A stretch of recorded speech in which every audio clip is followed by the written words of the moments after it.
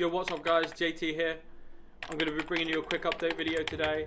I'm going to talk about some of the features that we showed in the trailer, show you some things that got cut from the trailer, and generally talk about the plans moving forward with the release of the game.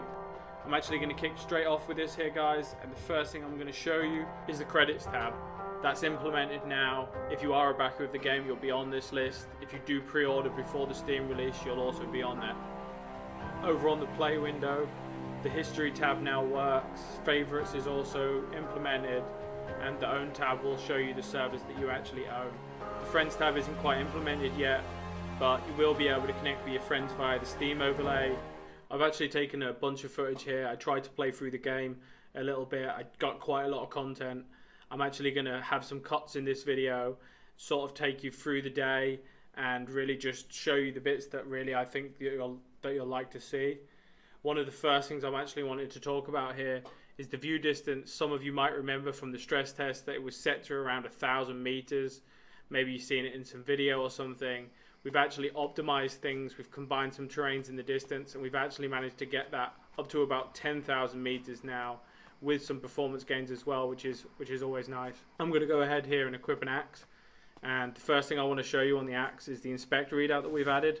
And we've decided to add that because we wanted to give the player some feedback about the item that they have in their hand without breaking the immersion by having UI on the screen. So you can press F and you'll see some information about the weapon you have, whether it's a gun or a melee weapon. And you might have actually noticed the green highlights on the tree there. We've actually added that because after stress test 2 we saw some footage on YouTube, and we noticed that people are struggling to find where they need to cut on the tree. So we've added those just to give the player a little bit of a cue to how to cut the trees down and just to guide them in the right direction. Something else that happens now as well is the axe take damage and dull as you use them. The more you use them, the blunter they get and the longer it'll take to cut down the tree. And you can use the new crafting system to resharpen them and make them last longer. If you do let it get to 0%, then it'll actually break, and then you'll have to salvage the parts from your inventory. As I walk up here, you'll actually notice that I get caught in some bushes, and it'll slow you down now as you walk into shrubbery. It'll make noise so that other players can hear it, and it'll also attract or deter AI. I'm not actually afraid to admit it guys, that I got completely lost before I came over that ridge and saw Union Point Power over there. And that's something also that we really wanted to do with the landmarks in the world, where you'd be able to use them as reference points as you navigate around the world and try to find your friends.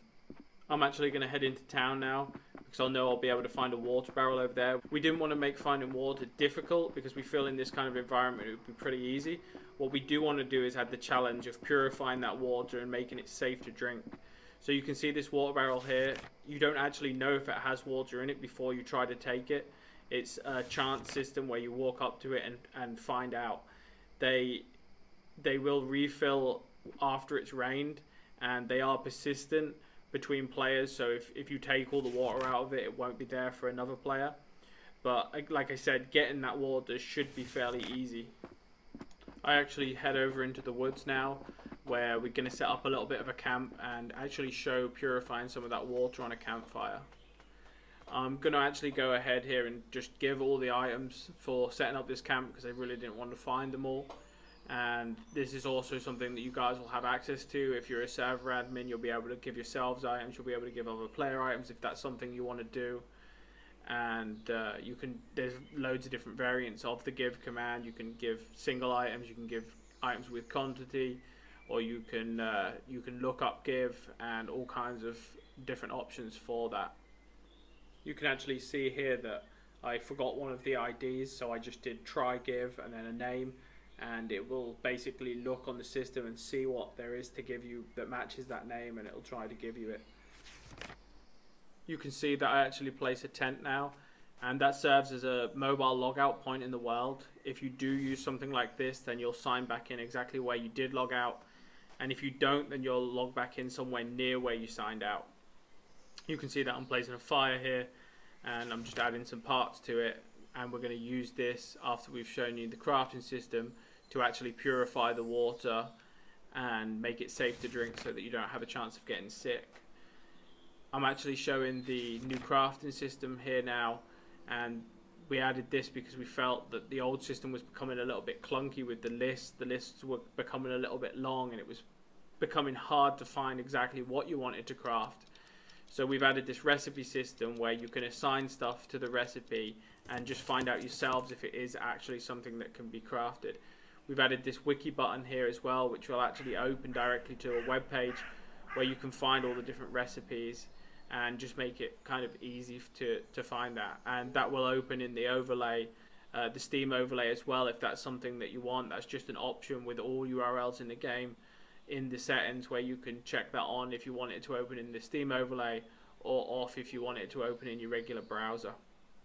So I'm going to go ahead here and actually craft a tripod, and then we'll throw that over the fire and actually boil the water and make it safe to drink. You might have seen the cooking system that we've implemented here in the trailer, and I just wanted to talk a little bit more about this and how this works. Basically, any surface that is over a fire or a stove or a kitchen stove is basically a cooking zone if it's turned on by the electric, or in this case the fire that's underneath it, and will actually allow you to cook anything that is set as cookable. So in this case it's a saucepan of dirty water. You put it over the fire, and after so much time it'll actually boil and give you clean water back. You can actually see here I'm opening my inventory, and I now have a pot of water which is clean, and that is safe to drink and won't make me sick. Here I'm showing the tab list, and this is something that's also new after the stress test, just some sort of a go-to area to find some information. You can see that you can tag other players with color here, which will actually show up next to their name tag. And there's a bunch of other options there on that drop down, a bunch of quick links here which open into the Steam overlay again, or just straight into a URL, some other useful information, and just generally like a quick easy way to find information that you might want. I'm actually going to go straight into some server administration stuff right now, show you some of the things that you can do as a server admin to manage your server. You can see here that I'm typing in cleanup and a radius, which basically just cleans up all item pickups and interactables within that radius, just so that you can keep the world tidy.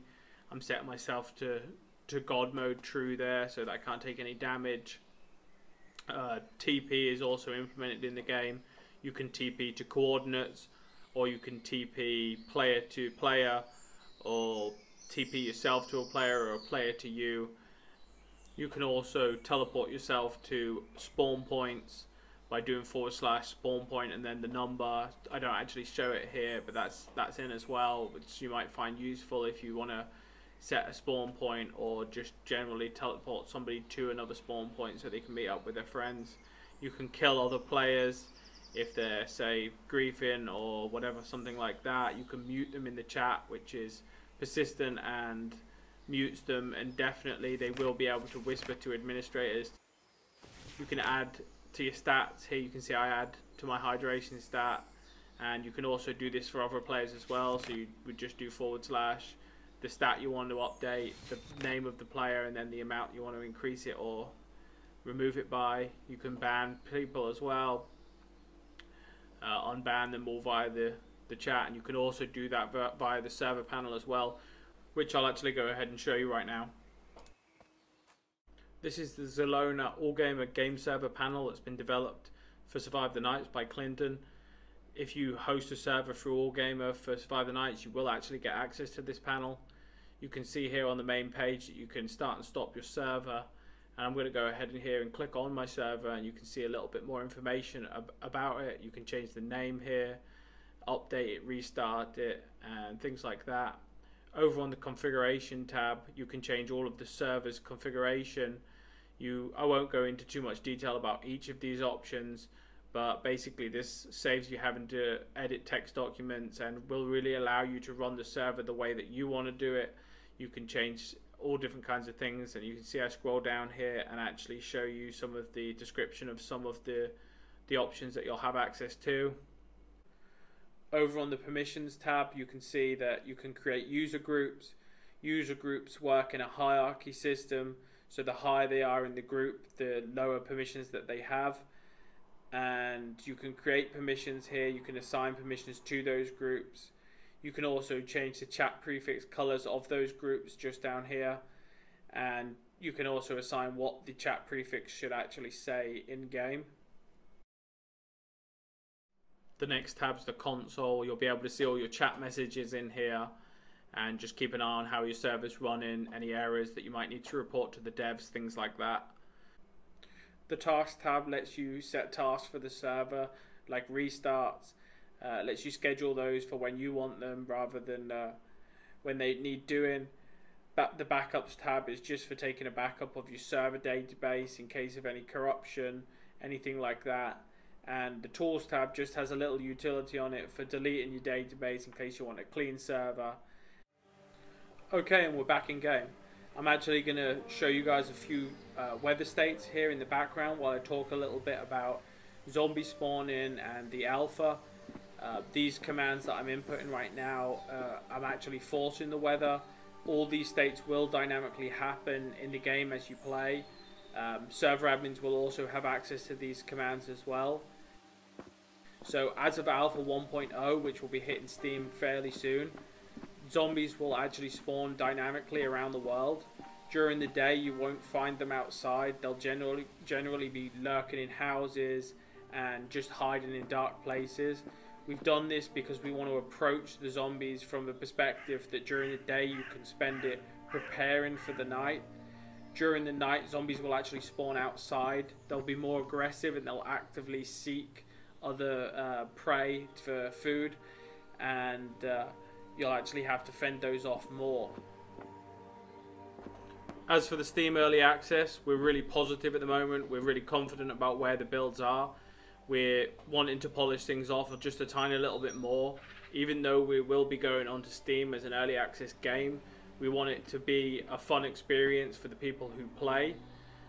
If you want to get involved with the backer testing, then you can pre-order the game through the Humble Bundle, and in the coming weeks we're hoping to do tests with the community and really gather information.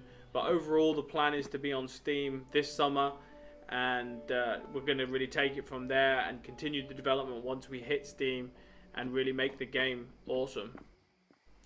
I just wanted to show you this last little clip to show something that we've implemented here into the game which we feel is like really important, and that is this wind-up flashlight. And the reason we've added this is because we noticed during the stress test that finding flashlights was a real problem when you first started playing the game, and people were struggling to navigate around during the night. We don't want to sacrifice having dark nights because people can't play because they don't have lights. So we've implemented this wind-up flashlight, and we're thinking about giving it away as a starting item.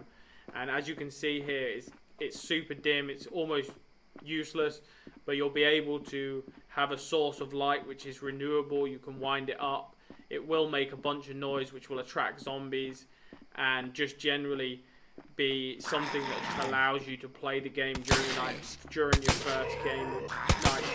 You can see here that we just got jumped by a zombie. We did manage to kill him, but that was a pretty close call. Alright guys, I'm going to end this video here. As always, a massive thank you from myself and the team. All of your ideas are fantastic. We love the contribution that you guys put in. If you did like the video, remember to hit the thumbs up and the subscribe. If you haven't already, come and join us on the forums in the Discord. We'd love to meet you. And I'll see you in the next video, guys. Cheers.